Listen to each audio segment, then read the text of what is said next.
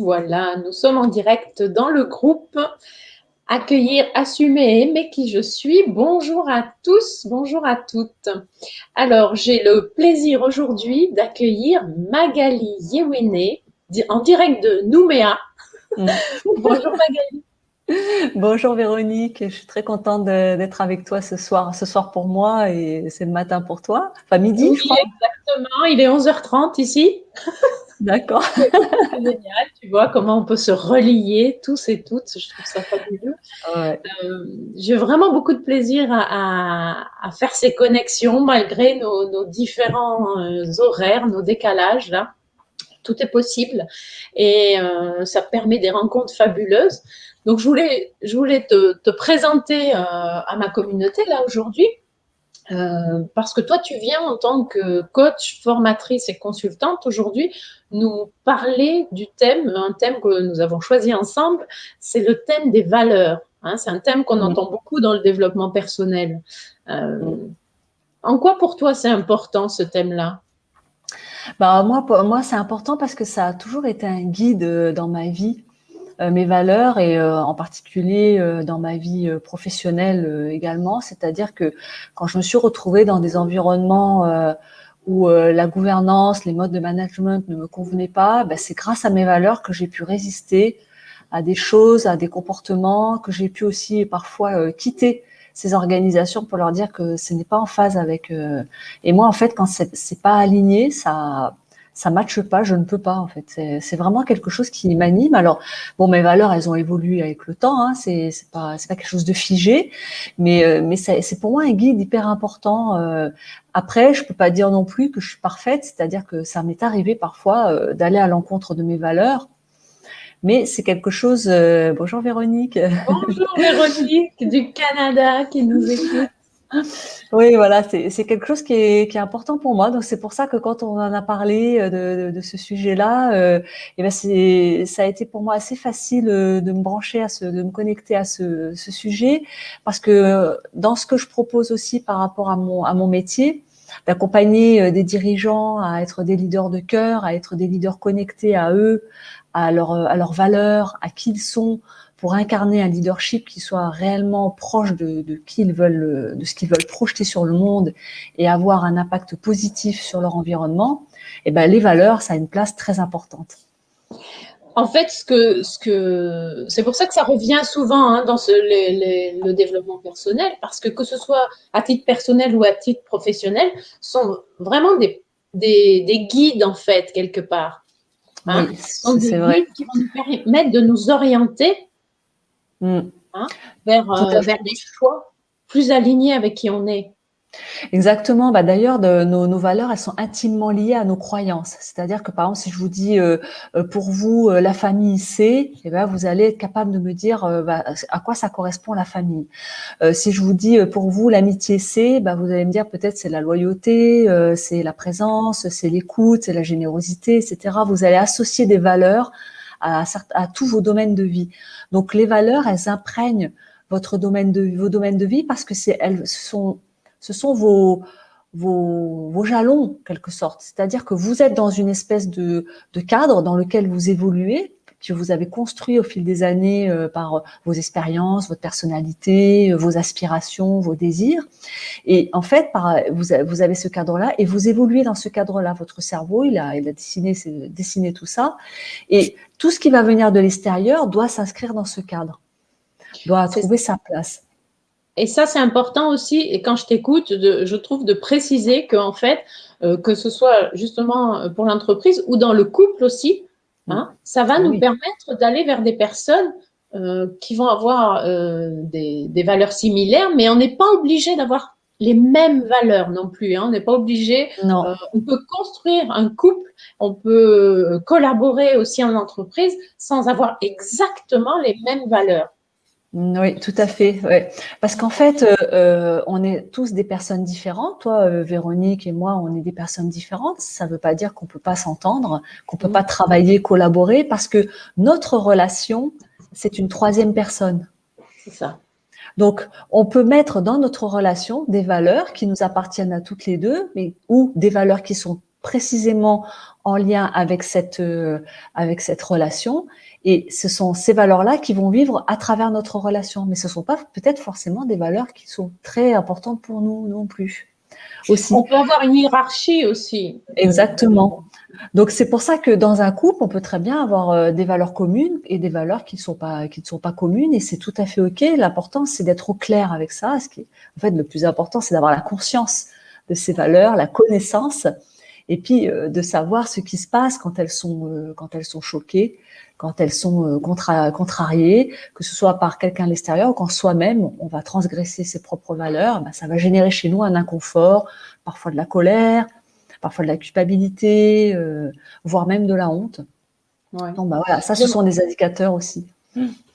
Oui, c'est ça, hein, c'est écouter nos émotions parce qu'elles viennent nous parler de où on en est par rapport au respect de nos valeurs. J'aimerais juste poser peut-être une question à ceux qui nous regardent, si vous voulez nous dire, est-ce que pour vous c'est clair cette notion de valeur? Est-ce que vous connaissez peut-être vos valeurs?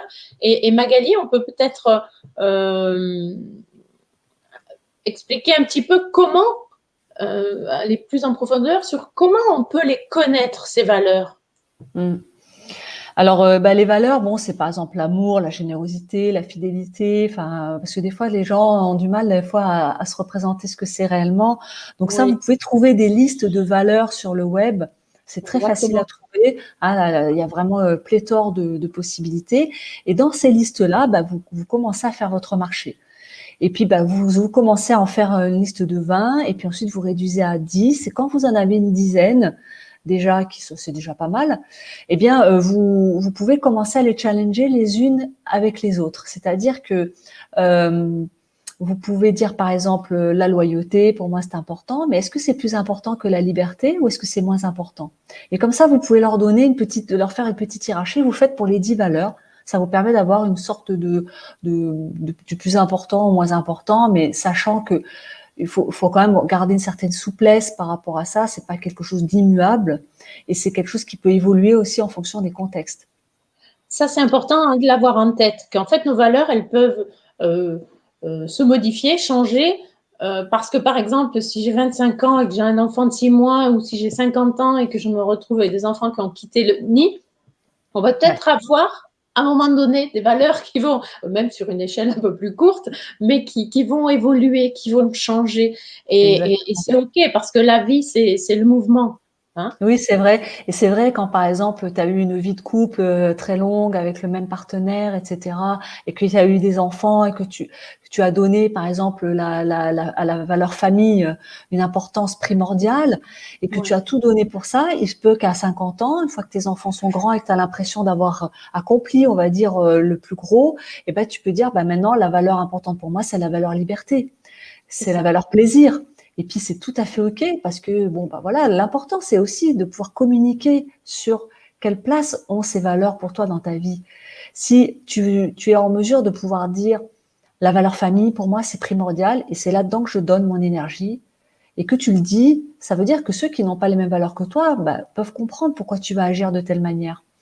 Et également, lorsque tu vas dire, maintenant, moi, c'est le plaisir, c'est par exemple la liberté, l'autonomie qui est plus important pour moi. Si c'est annoncé aux compagnons, à la compagne, si c'est annoncé aux enfants, même si au début ils sont peut-être un petit peu gênés parce qu'ils aimaient bien avoir leur maman ou leur papa à disposition, voilà. Et bien ils vont s'adapter parce que quand il y a de l'amour, de toute façon, il y a toujours, les gens acceptent. Mais c'est important parce que quand on en est conscient, on peut communiquer dessus. Et notre environnement est au courant de la façon dont on évolue et ce qui est important pour nous.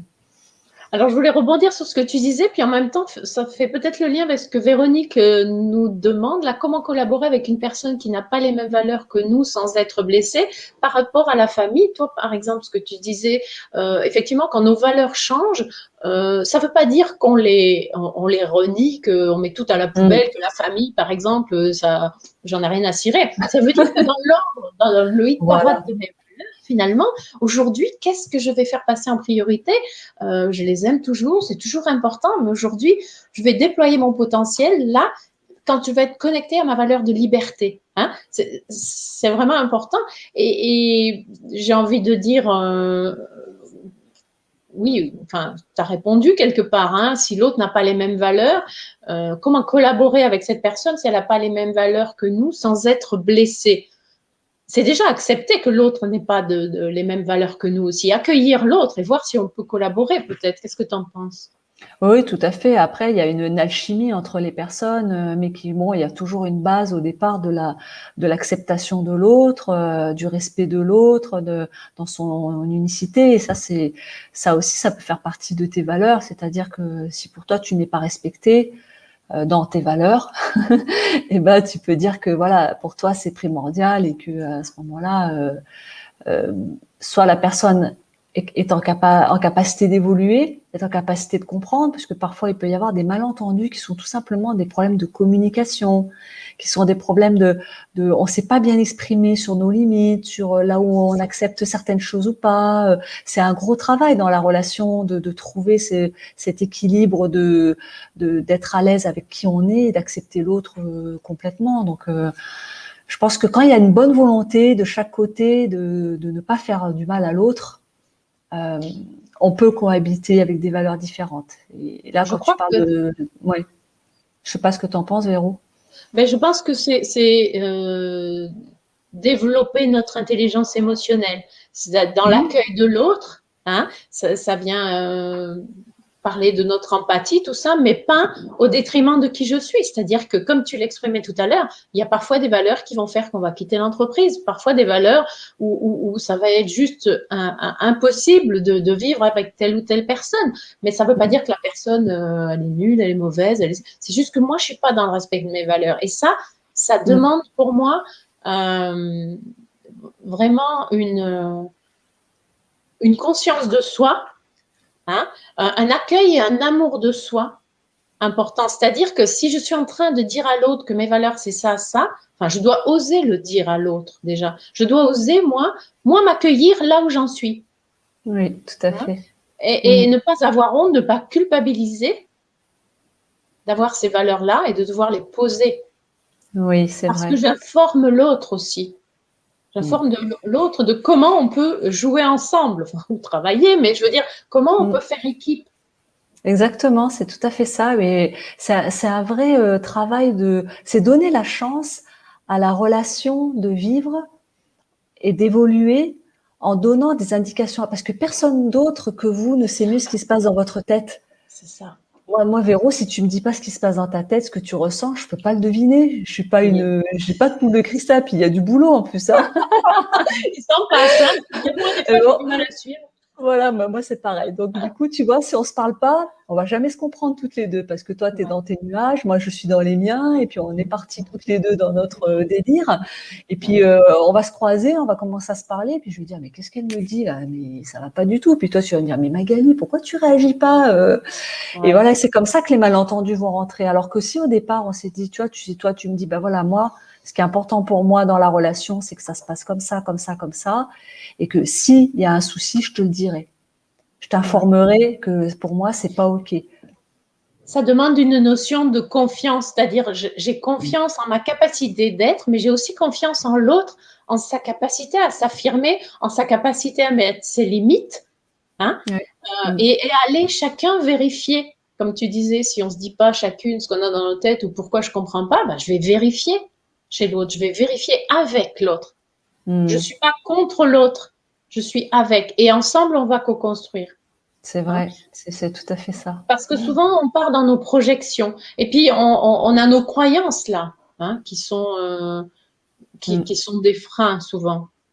Oui, c'est vrai que enfin, je pense que dans une relation, quelle qu'elle soit, professionnelle, amoureuse, même avec ses enfants, il faut accepter que ses enfants ne pas avoir les mêmes valeurs que nous. Et je pense que il y a une part comment dire, d'humilité à avoir, de se dire que de toute façon, on essaie tous de faire de notre mieux, parfois de manière très maladroite, parfois en utilisant des stratégies qui sont vraiment compliquées, enfin qui sont obscures pour tous les autres. Mais on a tous envie, bon, à part quelques psychopathes qui sont vraiment sadiques hein, et qui aiment bien torturer les autres, ça existe. Hein, et moi, j'en ai rencontré aussi. Hein, donc voilà. Toi aussi. Mais justement, mes valeurs, ça a été un formidable bouclier. Ouais. Voilà. Je crois que c'est ça qui est important, c'est de garder, alors, et tu as raison de le préciser, parce que j'y pensais tout à l'heure, je pense que ça arrivait jusqu'à nous et c'est de garder à l'idée qu'on parle de relations saines, correctes, quoi. Enfin, ça ne veut pas dire qu'il n'y a pas de conflit, mais on ne parle pas de choses pathologiques. Hein. C'est de garder à l'esprit que l'autre est un humain. Hein. L'autre, c'est pas notre adversaire, c'est pas notre ennemi, mais on doit un peu amener notre mode d'emploi finalement pour pouvoir collaborer ensemble. C'est tout à fait ça. Tu vois, moi, je vais te partager mon expérience personnelle. C'est que je suis mariée avec quelqu'un qui n'est pas de ma culture. C'est un Océanien. Il est kanak de l'île de Marais, en Nouvelle-Calédonie. Donc, on n'a pas du tout. Moi, je suis une Européenne. Je suis née en France, donc j'ai une culture occidentale, et lui, il a une culture océanienne. Et c'est très, très différent. Mais si on se parle pas, on peut pas vivre ensemble. C'est impossible. Il y a un tel écart entre nos cultures dans les représentations, dans le lien avec le temps, dans le lien à l'autre, dans les réseaux familiaux. Enfin, mais rien n'est pareil. L'éducation, tout. Ouais. Tout, l'éducation. Enfin, en plus en Calédonie, il y a le fait colonial. Enfin, tu vois, il y a beaucoup de choses qui jouent. Eh bien, tout ça, si nous si on ne parle pas. Si on ne se dit pas les choses, bon, maintenant ça fait plus de presque 15 ans qu'on se connaît, donc voilà, on a réussi à trouver un équilibre, mais on est passé par des phases où il fallait vraiment qu'on s'explique mot à mot, qu'est-ce que c'est pour moi ça? Qu'est-ce que c'est pour moi le temps? Qu'est-ce que c'est pour moi le respect? Parce que concrètement, une valeur, quand c'est juste un mot, elle ne veut rien dire. Une valeur, elle doit s'inscrire dans l'action. C'est ça l'incarnation de ta valeur. C'est comment tu la mets en action. Moi, si la valeur pour moi, respect, elle est importante, qu'est-ce que ça veut dire respecter mon mari? Quand je fais ça, tu vois, pour moi, c'est te respecter. Et ça, c'est hyper important. Et puis, effectivement, par rapport à tes cultures, à la différence de culture et tout ça, on peut facilement le comprendre. Je veux dire, moi, je suis pas allée si loin chercher quelqu'un qui venait d'autres horizons, mais ça se fait déjà sentir par rapport à des régions, par rapport à aussi une culture, par rapport à cette région-là. Et comme tu dis, c'est un peu, on est imprégné de tout ça, de l'éducation, de l'histoire, quand c'est à une plus grande échelle, comme tu l'expliques là.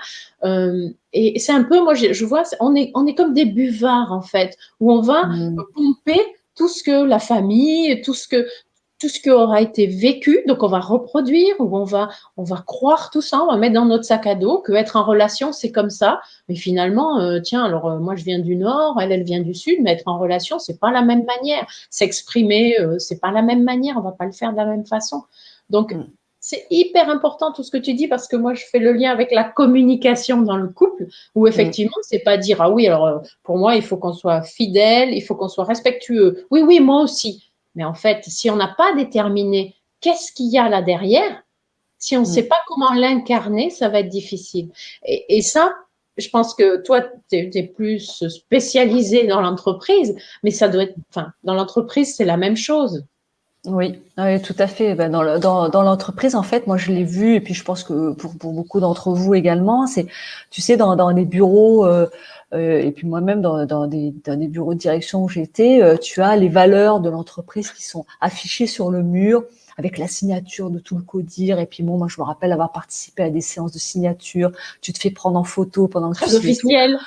Tu payes un cabinet d'audit, tu payes des milliards et tout ça pour faire ça, tu vois. Alors, il y a des entretiens. Alors, ce qui est bien, c'est que ça, on fait parler les gens pour leur demander ce qui émerge, etc. Donc, les gens, ils sont hyper enthousiastes.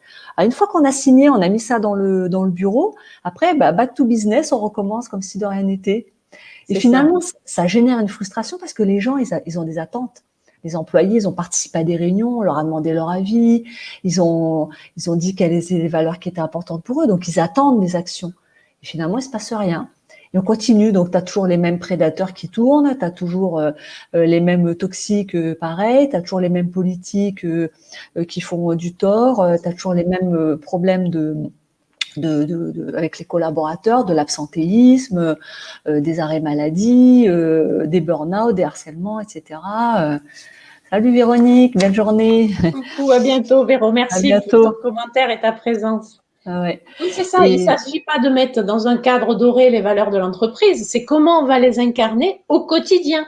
exactement. Hein, c'est pas une fois dans l'année où on va payer d'un café croissant ou je ne sais quoi, mais c'est vraiment au quotidien comment on va incarner ça auprès des collaborateurs. Parce qu'en fait, Voilà. comme tu dis, les attentes que les collaborateurs vont avoir, s'il n'y a rien sur le terrain, il va y avoir des frustrations. Il risque d'y Exactement. avoir, j'imagine, un manque de motivation aussi. Il va y avoir des frustrations, un manque de motivation, un manque d'engagement, et ça se traduit par des burn-out, ça se traduit par des harcèlements, ça se traduit par des départs, des démissions, par de l'absentéisme, par des arrêts maladie à répétition. Il y a des indicateurs comme la longue maladie, tu vois, si tu as beaucoup de gens qui sont en longue maladie, c'est-à-dire qu'ils ne reviennent plus, en fait, Oui. bon, il y a un problème, quoi. La productivité, bien entendu, la relation avec les clients, c'est-à-dire les plaintes des clients, enfin tout ça, tu vois, tu peux l'incarner dans l'expérience des clients, c'est-à-dire comment tes valeurs s'incarnent dans la façon dont tu interagis avec l'extérieur, avec tes clients, tes fournisseurs. Oui. Par exemple, si tu veux avoir un service après-vente de haute qualité, bon, bah, comment tu le mets en place? Parce que pour toi, c'est important que le client se sente respecté, que le client puisse se sentir en confiance, que le client se sente écouté. S'il a une réclamation à faire, ben, on l'enregistre, on la traite, on lui répond avec respect, avec, tu vois, voilà, Avec humilité. avec humilité. Parce Bon, qu'en des fait, fois, c'est ça qui va nous permettre aussi de progresser. Hein, non pas voir ça comme une attaque, mais de se dire, tiens, comment moi je peux être une meilleure version de qui je suis en incarnant encore plus mes valeurs pour satisfaire le client, en fait. voilà, c'est-à-dire passer de l'étape transactionnelle à l'aspect relationnel. Tu Ouais. vois, la transactionnelle, c'est bah, je vends des petits pois en boîte. Voilà, Ouais. donc tu me donnes de l'argent, je te donne ta boîte de petits pois, puis tu t'en vas, puis tu m'embêtes plus. Et puis si par contre je veux faire du relationnel, moi je vais te dire, bah voilà, je te vends des petits pois, mais c'est des petits pois, ils ont été cueillis avec amour, tu sais, au fin fond du petit jardin, du petit vieux à gauche, au fond de la rue à droite, tu vois. Mm. Et ces petits pois, en plus, on les a mis dans des boîtes, elles sont recyclables et tout ça. Si t'es pas satisfait de ta petite boîte de petits pois, tu me la ramènes, je t'en donne une autre. Et en plus, je te ferai un petit cadeau et tout ça. Tu vois la différence? Voilà. Oh, ça me donne des frissons parce que moi, je suis tellement sensible à ça, à ce côté, Ben oui. à l'humain qu'on va mettre derrière chaque geste, chaque mot, chaque transaction. Hein, Ouais. parce que sinon, on se comporte un peu comme des machines, quoi. Hein. Oui, tout à Et fait. je crois que trop souvent, trop longtemps, en tout cas moi je l'ai entendu, et pourtant dans le milieu où je travaillais, c'était un peu un paradoxe, mais c'est qu'effectivement, on a souvent entendu que les émotions, on les laisse à la porte, là, hein, et pourtant on travaille avec de l'humain. Tout à fait. Donc on Ça peut pourrait pas être ne un pas les... sujet. Ouais, Ça pourrait être un sujet d'un autre live, hein, les émotions sur le lieu de ouais, travail. ouais. Alors là, Mais tu vois, par oui, rapport à que nos... c'est vrai. Elles sont liées à nos valeurs, hein, au respect ou Ah pas oui, de nos valeurs quand même. C'est pour ça que je fais complètement. le... Ah oui, oui, Hein. mais c'est complètement vrai. Et c'est vrai que quand on ne peut pas s'exprimer sur nos valeurs, sur notre lieu de travail par rapport à nos valeurs, et justement, ça passe par l'émotion, par l'expression des émotions, et ben on vit dans cette espèce de cocotte minute où on va mettre un couvercle sans cesse sur nos émotions. On va pas exprimer la colère ou la peur ou la frustration ou la joie Ouais. même. On se sent pas le droit. Et du coup, on va garder tout ça pour nous. Et puis à la maison, qu'est-ce qu'on va faire? On va picoler, on va fumer du cannabis, on va crier sur les enfants, on va faire du sport. Enfin, on va prendre n'importe quelle addiction pour essayer C'est ça, d'évacuer on le va se truc, quoi. maltraiter. Oui. Et puis après, on va faire des dépressions. Et puis, Ouais. et tout ça, ça coûte cher à la société déjà en bonheur, tout simplement, et puis aussi en fonctionnement, en coût, en morale générale, en fait, finalement. Parce que si les gens sont heureux sur leur lieu de travail, ils sont heureux en règle générale, enfin, ça transparaît partout. Et ça a des effets quand même délétères, quoi. Oui. Moi, ce que j'entends… Oui, vas-y. Pour revenir à nos valeurs, là, justement, je parlais de l'expérience client, mais la façon aussi dont on peut exprimer les valeurs dans l'entreprise, c'est aussi dans le cadre de travail, c'est-à-dire, est-ce qu'on donne de la flexibilité dans les horaires, quel est l'environnement de travail, quelles sont, par exemple, les possibilités de télétravail, non forcées, hein, bien sûr, parce que hors confinement et hors pandémie. Quelles sont les règles de vie, comment elles sont appliquées, tu vois. Mais tu vois ce que tu cites là par rapport au télétravail hors confinement et hors pandémie, c'est est-ce que justement cette épreuve-là qu'on traverse, que les entreprises traversent, peut être utilisée comme un atout de se connecter davantage, d'être plus à l'écoute des collaborateurs, pour ceux pour qui c'est possible, se dire tiens, finalement, ça a tourné comme ça, la boîte a tourné.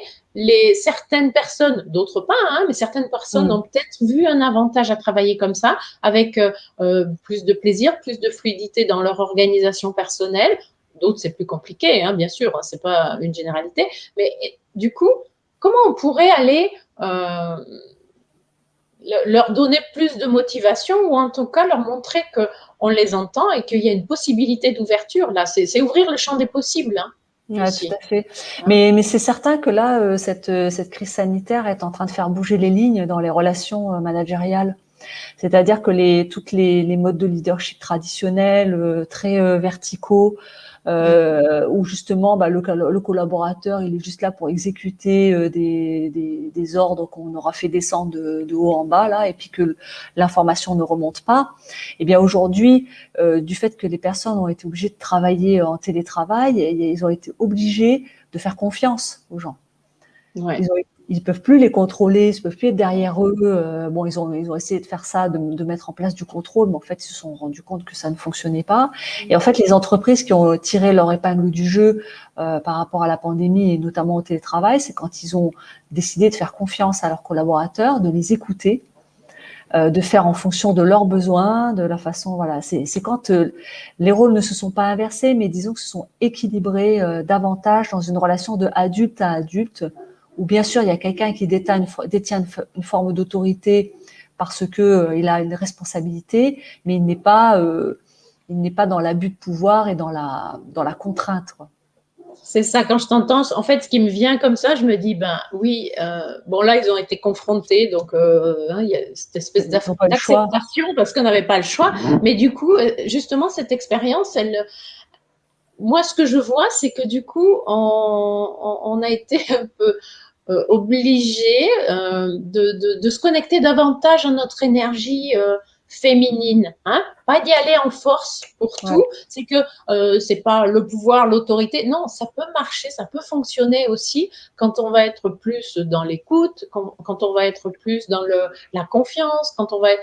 C'est pas se connecter à ces valeurs plus humanistes, c'est pas perdre son leadership. Enfin, peut-être que tu peux m'en dire quelques mots, mais moi j'ai l'impression que c'est au contraire lui donner encore plus de puissance. Qu'est-ce que tu en penses? Oui, et d'ailleurs, les études montrent que les entreprises qui ont justement développé un mode de leadership basé sur l'ouverture, l'inclusion, la porosité entre les sphères de vie, tu vois, la vie personnelle et la vie professionnelle, enfin plus de souplesse, comme tu dis, plus de féminin. En fait, ce sont celles qui ont tiré le mieux leur épingle du jeu dans la crise sanitaire, sur le plan relationnel en fait, et aussi sur le plan de la performance, parce que bien entendu le fait d'avoir des relations apaisées avec les collaborateurs et le management, ça fait que en fait le télétravail, c'est plus de productivité concrètement quand il est bien géré. Les gens travaillent mieux et ils sont plus heureux. Donc ils se sentent moins sous la contrainte. Ouais, exactement. Mais ça nécessite qu'il y ait un management adapté, tu vois, qui soit beaucoup plus délégatif, beaucoup plus dans la confiance, mais aussi plus soutenu dans la relation humaine. Parce que comme tu n'as plus ces périodes de, on va dire de ce qu'on appelle informelles, tu vois, les relations informelles, autour de la machine à café, dans les couloirs, etc., où tu vas voir la collègue qui est dans un bureau, tu vas passer 5 minutes à discuter, voilà. Tu n'as plus ces échanges-là. Et bien, il faut les recréer par l'intermédiaire du digital, en créant des espaces d'échange et en étant beaucoup plus dans la relation humaine que dans la délégation de tâches ou dans les processus, les indicatifs de performance, ce genre de choses. Et l'un vient nourrir l'autre. Voilà, exactement. Et c'est pas l'un ou l'autre. Exactement. Et ce qui était bloqué dans les entreprises traditionnelles, parce qu'il y avait une culture dominante qui est une culture masculine, qui est une culture de la performance, de la compétition, de la virilité, avec côté individualiste, etc., où les valeurs féminines étaient dévalorisées. C'était bloqué par ces cultures-là. En fait, ça a dû être débloqué par on va dire la pandémie qui a forcé les entreprises à s'adapter malgré elles, en fait. Ça les a obligées à passer un cap, parce que sinon elles allaient pas s'en sortir. Donc, bon, à un moment donné. Ouais. Donc on voit quand même que passer au-delà de nos peurs, parfois parce qu'on est contraint, ça a du bon, quoi. Hein. Ouais, donc tout à fait. je crois que cette connexion à ces valeurs,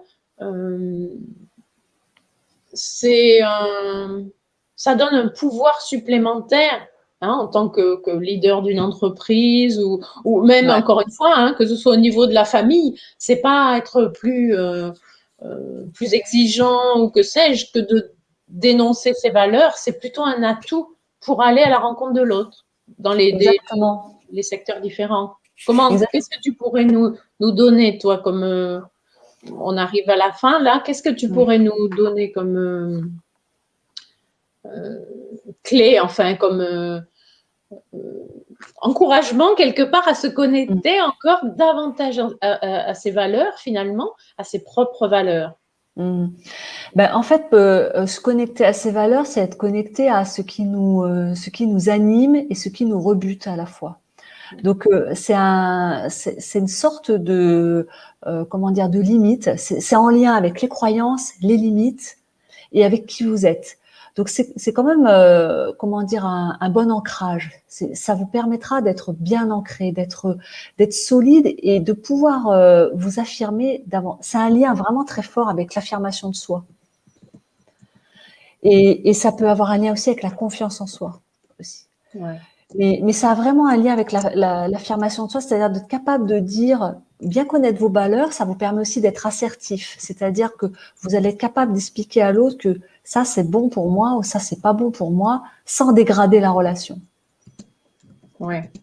Voilà. Si par exemple moi je sens que j'ai de la colère parce que une personne ne va pas me respecter, au lieu de lui crier dessus parce que je suis en colère, eh bien si je sais que c'est parce que elle a touché à ma valeur respect, je vais pouvoir lui dire, là, tu vois, là, je suis un peu en colère parce que tu as touché à ma valeur respect en faisant ça. Ça veut dire Ouais, du coup. Et du coup, si tu veux, moi, ça me permet d'être beaucoup plus assise et de pouvoir m'exprimer, de m'affirmer par des actions toutes simples et d'être plus en confiance en moi, parce que quand tu marches dans les couloirs de ton entreprise ou dans ta maison, que tu as le regard droit, les épaules droites et que voilà, tu te dis moi c'est ça, c'est ça et puis c'est pas autre chose et je le dis avec de l'amour, je le dis avec avec toute l'humilité, l'amour que j'ai pour vous, mais je le dis parce que c'est là que je suis, comme tu disais tout à l'heure, c'est là que je me pose. Mais ça veut dire que je me connecte à mon cœur et puis je voulais dire. Je viens de perdre le fil de ce que je voulais dire.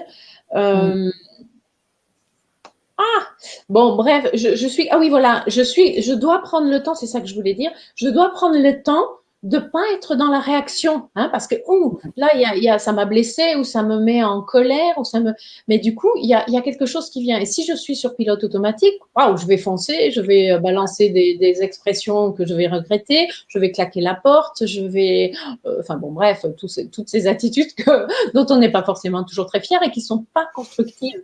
Donc, ce que ça nécessite de respirer, de s'arrêter et puis de se dire, bon, alors, qu'est-ce qui se passe là? Comment je me sens? Donc, ça veut dire que je retourne mon regard vers moi, à l'intérieur, et j'essaie de me connecter à mes sensations.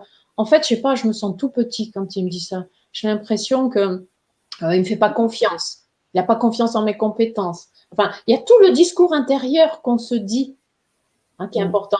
Et du coup, si je me connecte à ça, que je vais voir qu'est-ce qui a été touché, je peux l'adresser à l'autre et ensemble, on va co-construire. L'autre va peut-être dire, ah mais non, moi je voulais juste dire ça parce que je pense que ça serait bien que, voilà. Mais si je donne pas cette opportunité, puis que je claque la porte ou que j'insulte l'autre, on va pas avancer. Hein. C'est Donc vrai. c'est oser écouter ce qui se passe à l'intérieur de moi et l'offrir à l'autre. Je vois ça comme ça pour pouvoir C'est tout à fait avancer et ça. grandir. Et ne pas hésiter à prendre le temps. Même si ça doit prendre 2, 3 jours, prenez le temps de débrouiller l'émotion. Si l'émotion est très vive, parfois il faut quelques jours pour que ça redescende, parce que comme tu dis, Véro, il y a le petit machin qui se met en route, il y a toute l'histoire qu'on va se raconter à l'intérieur, et ça faut la laisser se décanter et puis partir, descendre. Et une fois que l'émotion est descendue, là on a les idées plus claires, parce que faut savoir que quand on a une émotion trop forte, on déconnecte au niveau du raisonnement. On a des capacités de raisonnement qui sont très réduites sous les coups d'émotion. On est emballé, on est happé par nos émotions en fait. C'est plus nous qui décidons, ce sont nos émotions. Hein. Des fois, ça peut être on peut être dans l'anxiété, la peur, mais en fait, voilà, on a à traverser nos ressentis, mais après, on a à se diriger. Voilà, avec c'est ça. Malgré ça, parce qu'on a à comprendre le message que ça vient nous donner. Ouais. Et des fois, ça va se faire en quelques minutes, et puis parfois, ça va prendre un peu plus de temps, mais il faut être patient avec soi-même. Soyez bienveillant, soyez indulgent sur votre capacité, parce que c'est aussi un entraînement. Au début, ça va peut-être vous sembler un peu difficile et un peu long, et peut-être vous allez penser que vous n'êtes pas capable de le faire, mais si, vous allez y arriver. Seulement, ça va peut-être prendre 1 jour ou 2 au tout début, puis après, ça va être de plus en plus rapide, puis après, vous allez repérer des situations où ça va sortir automatiquement, enfin, vous allez sentir que c'est, hop, tiens, ça veut dire ça. Parce que vous allez enregistrer des expériences. Mais il faut s'entraîner, entraînez-vous. Au début, ça va être un petit peu compliqué, un peu difficile. Puis, ou a posteriori, on va s'en rendre compte. Ouais, ça va être une semaine après, mais c'était ça en fait, voilà. Mais c'est pas grave. L'important c'est d'être dans cette état d'esprit d'amélioration continue. C'est le processus d'apprentissage. Hein. Et puis ce que tu dis qui est important, se prendre le temps, c'est sortir aussi la croyance que si je prends le temps, je suis en train de fuir. Non, parce que je suis en conscience. Hein.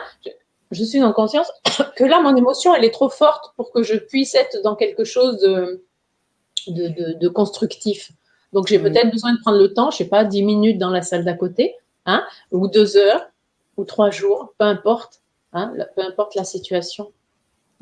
Oui, moi je sais que dans le milieu professionnel, par exemple, il y avait certaines réunions, je sentais que je commençais à bouillir, tu vois. Je sors. Je fais comme si j'allais aux toilettes, tu vois. Je sors. Je vais souffler. Et après, je revenais et j'étais beaucoup plus calme, tu vois. Et on voit que dans cette situation-là que tu évoques, il y a 2 possibilités.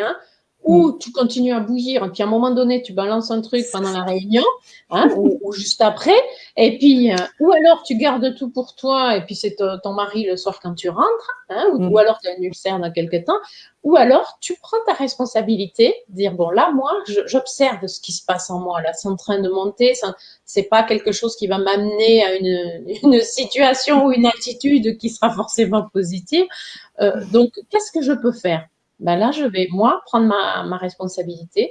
Je vais prendre l'air, je vais aux toilettes, je vais prendre l'air dehors, là, et je reviens. J'attends que ça va. Ça, c'est vraiment important.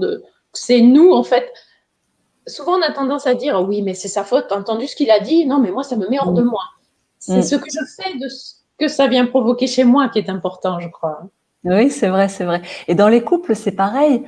C'est pareil, c'est quand on commence à sentir que voilà l'autre il m'énerve, ou il a dit bon au lieu d'aller au conflit, sortez, allez faire un tour. Oui, on peut même dire carrément, écoute, là je sens que on va continuer la discussion, mais pour moi là, ça me fait ressentir des choses qui seraient pas très constructives entre nous maintenant, donc je préfère qu'on reprenne Voilà. dans une situation où ce sera plus calme, où mes émotions se seront Oui, apaisées un peu. Hein. Ouais. exactement, parce que c'est vrai qu'après des fois on va trop loin. Et puis c'est comme ça aussi que la violence va émerger. Ouais. Faut pas non Ouais. plus se leurrer. Si on va jusqu'au bout de ça, moi j'ai participé à des groupes de parole, enfin d'auteurs de violences Ouais. conjugales. Et en fait, dans les stratégies que les auteurs se partageaient entre eux, c'est des groupes de parole entre auteurs. C'est quand je sens que ça monte, que je suis trop énervée, je pars. Je Oui, pars pour ne pas avoir à taper sur quelqu'un, quoi. c'est ça. Mais Je ça demande pars, de développer sa conscience de soi, d'être à voilà. l'écoute. Mm, Hein. Et puis d'apprendre à, alors moi j'aime pas du tout le mot gérer ses émotions, mais ouais, d'apprendre à collaborer avec elles, de les écouter, et puis de décider moi, parce que j'ai envie d'aller vers de la non-violence, j'ai envie de sortir de ce schéma et je ne sais pas comment faire, mais je vais d'abord faire le premier pas, d'apprendre à écouter mes émotions et de dire, ah là, elle m'envoie un message, donc je décide d'aller dans ce sens-là, parce que si je continue d'aller dans celui que je prenais habituellement, je veux plus être cette personne-là. Ma nouvelle mm, version, elle va se diriger vers là. La nouvelle ouais, personne que je veux être, elle va faire ce choix-là. tout à fait. Ouais, Donc, c'est tout à fait ça.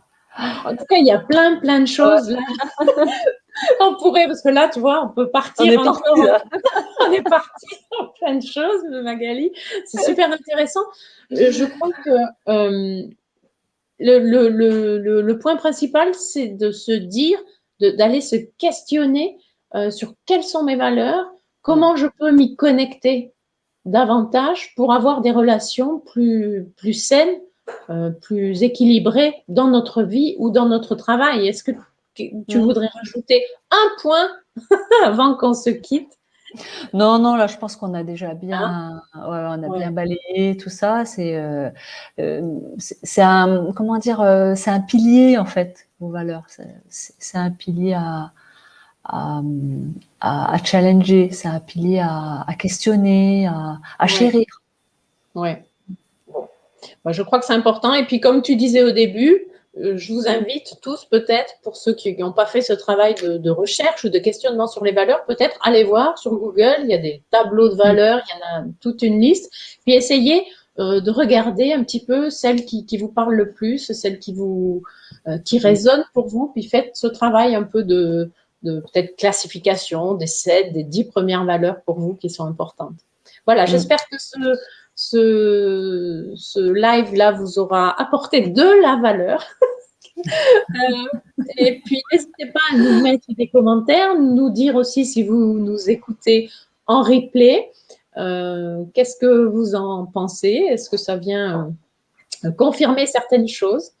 Et puis, on se fera un plaisir de vous lire. En tout cas, Magali, je te remercie infiniment Merci d'avoir à toi, Véro. partagé ce moment avec nous. Ça m'a fait Mhm. plaisir. Moi aussi. Et puis, bon, je me réjouis de nous retrouver à d'autres occasions. Oui, ça sera avec plaisir. Merci beaucoup. Et puis, il y a Mélanie qui nous dit on vous écouterait des heures. Mais tu vois, Mélanie, on pourrait parler des heures, je crois. Merci de ton On va, message. on va faire un marathon, un live marathon. Merci de ton message et de ta présence, Mélanie. Et puis, à tout Merci, Mélanie. bientôt. Au revoir à tous. Au revoir à tous. Au Merci. revoir, Magali. Merci.